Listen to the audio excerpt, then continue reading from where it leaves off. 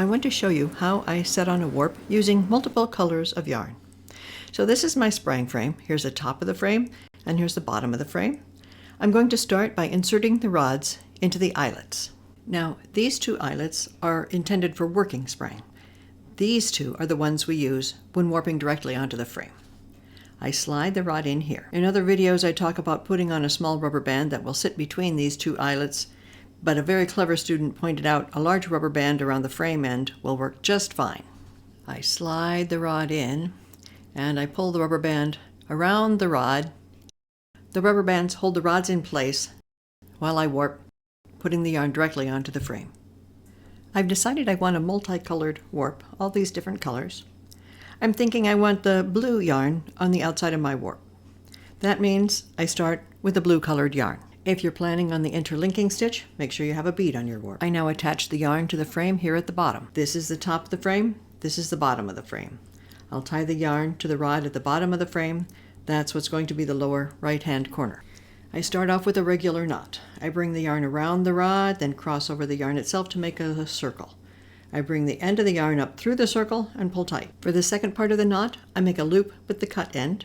That loop comes across the other side of the yarn to make a circle. The loop goes around and comes up inside the hole of the circle here, and I pull on the loop and also on the yarn where the bead is, and that tightens the knot. I'm now going to lay in a couple loops of warp using my blue background color. I bring the yarn behind and in front of the rod at the top of the frame, behind and front at the bottom, behind and front, behind and front. Let's see, 3 loops is probably good. Here at the bottom, I go behind the rod, and now I'm going to add another color of yarn. The deal is, I won't need this blue color yarn until I get to the other side of the warp. So I'm going to cut the blue and I'll tie it to the white. The blue yarn passed behind the rod at the bottom, so the white will start by passing in front of the rod at the bottom. I tie a knot, trying to place it at the bottom of the frame. I'll tie a shoelace type knot sort of near the bottom, and then I can adjust it later. I now put on several loops of this second color. The yarn passes behind and in front, behind and in front. I pull from the ball and knot on the warp. I just gently lay the yarn around the rod. I want the warp reasonably loose, behind and in front, behind and in front. I want maybe 4 white loops here. At this point I can go back and look at the knot between blue and white threads. It's not exactly at the bottom, might get tangled up in the first row or two. At this point I can adjust the position of the knot. If I pull on the blue thread just a bit, retie the knot with a bit of tension on the blue, the knot pulls around to be better located at the very bottom of the warp. That's good. Now I have 4 white loops and I want a bit of yellow in the middle, a yellow stripe with white on either side of the yellow. I'm going to come back to the white soon, so instead of making so many knots, cutting, I'm going to permit the white to sit here on the sidelines while I wind on some yellow. I place the white yarn behind the rod at the bottom. Let's get these blue threads out of the way so you can see. The white thread comes underneath the rod at the bottom of the frame, and the ball of white is going to sit here a little while on the sidelines. The yellow will start by passing in front of the bar at the bottom. The white stays behind the rod, the yellow starts by passing in front of the rod. And then I go behind and in front, and behind and in front, behind and in front. You shouldn't be pulling on the warp threads at all. I pull from the ball and gently place the warp around between the rods. I'm going to put on, say, 4 yellow loops. That's 4 yellow loops counted at the top of the frame. Done now with the yellow, it passes behind the rod at the bottom of the frame, and that's really convenient. I cut the yellow yarn here, and I can tie this behind thread to the thread I left in the front. I tie these two together, the behind thread and the in front thread. And once again, I want to locate the knot at the bottom of the frame. It's difficult to get it placed exactly.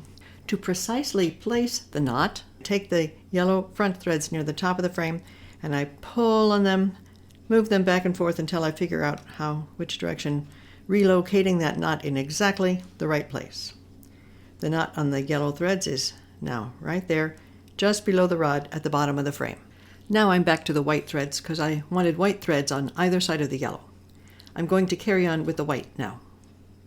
You see here, the white thread jumps over the yellow at the bottom of the frame. That would give me a bit of white passing around the yellow loops.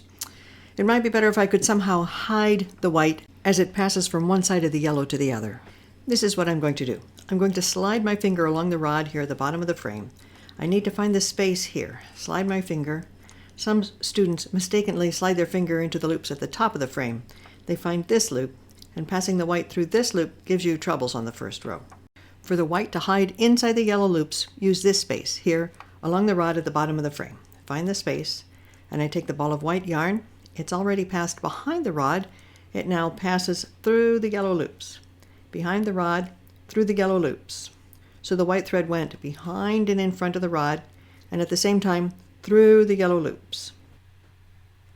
Now I take the white yarn and I go behind and in front, and behind and in front, behind and in front, behind and in front. I think I want to make 4 loops here at the top of the frame, counting 4 at the top. Now, 1, 2, 3, 4. Okay, that's enough white. I'm now going to attach white to blue, the color at the other edge of the warp. I cut the white and I tie to the blue to match the color at the other side of the warp. Maybe this time I will wait to tie the knot joining white and blue.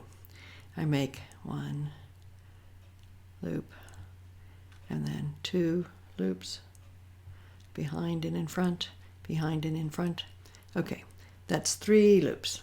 And now I will tie the knot joining white and blue. It's a kind of a shoelace knot, so it's easily undone and adjusted as needed. Now I need to check and make sure I've got what I want here. Let me check. I've got 1, 2, 3, 1, 2, 3, 4 white, 1, 2, 3, 4 yellow, 1, 2, 3, 4 white, and 3 blue. Yep, that's good. I'm now going to end the blue threads. I come down to the lower left corner of my frame. I'll need to put a bead on this thread and then tie the knot. You want to check your cross. Be sure everything is correct before you go any farther. Slide your finger along the bar here at the bottom of the frame, and then bring your finger up to the top of the frame. Check to see that that up, down arrangement of threads is right. There's a yellow thread crossed over here. Let me fix that. Right. Now it looks correct. You want that nice, even up, down arrangement. We've talked about 2 different ways of joining colors. We've talked about tying a knot here at the bottom bar. Let me get this blue thread out of the way. There's the knot that we tied. And a second way has you insert a second color in between. Here we had some white threads, and then the white thread passed through the yellow threads, passed through the yellow loops at the bottom of the frame to start another white colored stripe on the other side of the yellow. There's yet a third method to add color to your warp. If I want to put a little bit of green, maybe between these white loops, and I'll do it again over here, put a green loop at the center of this white section. I'm going to put in a little bit of green right here. I'm going to put in 1 green loop, that's 2 threads, in the middle of the white loops. That means the green threads will attach around the V here between the white loops on either side. I take my green yarn, and we're always placing in front, behind, so I lay the green yarn in front of the rod at the bottom of the frame. The green will pass behind and in front at the top. It's kind of hard to go around the rod, so I go under here and over to the place at the center of the whites. That's how you do behind and then in front at the top of the frame.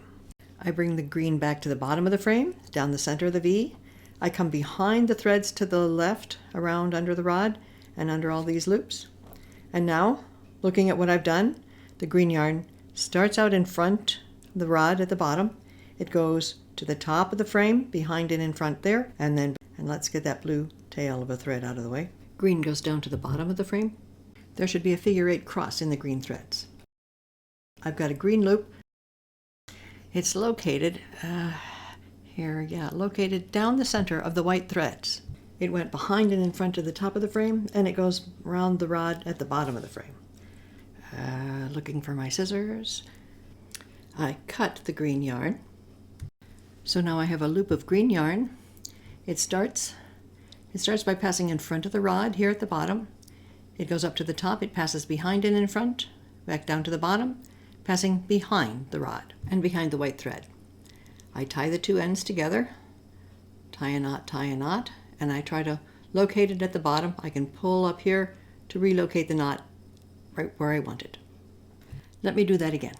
I'm going to put another pair of green threads right here in between.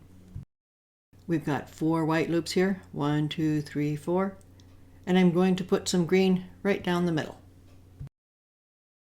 It'll be a loop here at the top, and the green threads will go around this V at the bottom of the frame. Here's that white V at the bottom of the frame. I take my green yarn. Let me find the end here. I place the end of the green yarn in front of the rod at the bottom of the frame. I take the yarn to the top of the frame, and I need to go behind and in front of the rod here at the top. To get behind the rod at the top, I go under all these threads. There it is, the green yarn behind the rod at the top. I bring the yarn around in front of the rod at the top and to the bottom of the frame. Think of going around this white thread, this half of the V, or else I can think of going around the lowest point of the V here. I take the green yarn behind everything here, down around under behind all these loops and knots, move things out of the way. Okay, here we are, the green yarn at the bottom of the frame, behind the white V, right down the center of the whites. And now it's coming around to the front. I cut the green yarn and I tie the ends together. Let's look again. I have a green loop, a pair of green threads that sits between at the center of the white threads sitting down the middle of the V. I'm going to make a shoelace type knot so I can adjust the tension as I need. And then I adjust the location of the knot so it sits where I want it to sit, just right down there at the bottom rod. Notice the green pair of threads comes right around the white thread, around the crotch of the V, between those white loops. Once again, I need to make sure the cross is correct. I slide my finger along the bottom of the frame, and I bring my finger to the top of the frame, and I look to see that everything is correct. Good. I have 1, 2, 3 blue threads, 2 white, 1 green, 2 white, then 4 yellow, 2 white, 1 green, 2 white, 3 blue, and it all looks good. Now that my warp is all set up, I readjust the rods. I remove them from these offset eyelets, and I slide them into these eyelets here. I slide the rod out of the end eyelet, and I back it up over the side of the frame, and then I have to bend the rod slightly to guide it into the eyelet over here. Make sure the rod now clears this side of the frame. And now, same thing on the other side. Slide the rod out of the offset eyelet. It backs up over the side of the frame, and then you have to bend it slightly to guide it into that eyelet. Bend it, and then make sure that it clears the side of the frame. This end rod only sits in 2 eyelets at a time. These 2 for working. And you're ready to go.